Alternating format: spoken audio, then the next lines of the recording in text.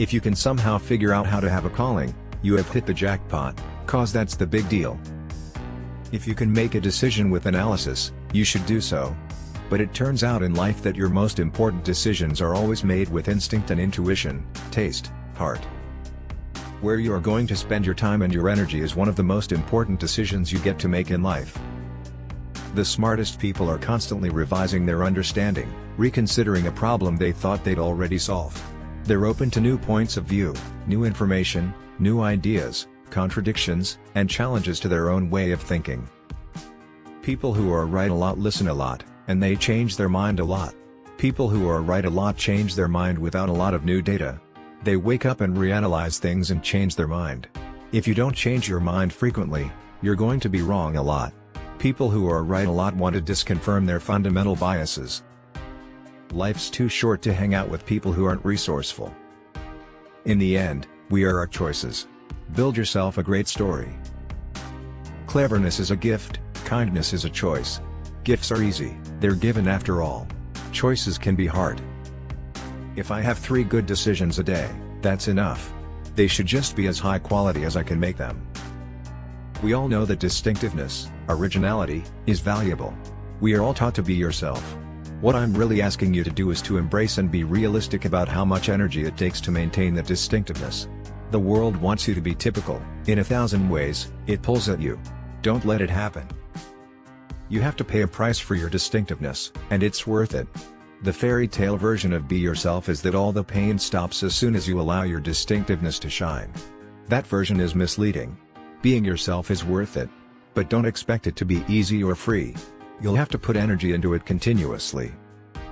Luck plays an outsized role in every endeavor, and I can assure you we've had a bountiful supply. We see our customers as invited guests to a party, and we are the hosts. It's our job every day to make every important aspect of the customer experience a little bit better. The best customer service is if the customer doesn't need to call you, doesn't need to talk to you. It just works. The balance of power is shifting toward consumers and away from companies. The right way to respond to this if you are a company is to put the vast majority of your energy, attention and dollars into building a great product or service and put a smaller amount into shouting about it, marketing it. We don't focus on the optics of the next quarter, we focus on what is going to be good for customers. We invent before we have to. These investments are motivated by customer focus rather than by reaction to competition. We think this approach earns more trust with customers and drives rapid improvements in customer experience, importantly, even in those areas where we are already the leader. One advantage, perhaps a somewhat subtle one, of a customer-driven focus is that it aids a certain type of proactivity. When we're at our best, we don't wait for external pressures.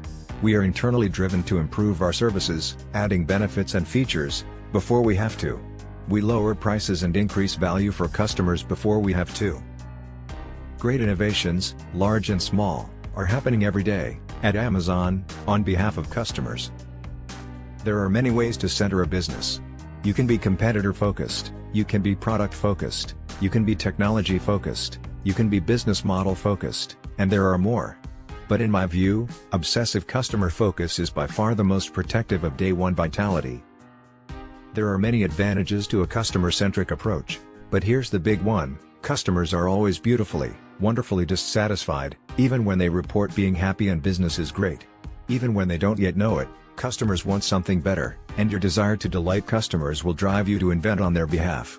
No customer ever asked Amazon to create the Prime membership program, but it sure turns out they wanted it.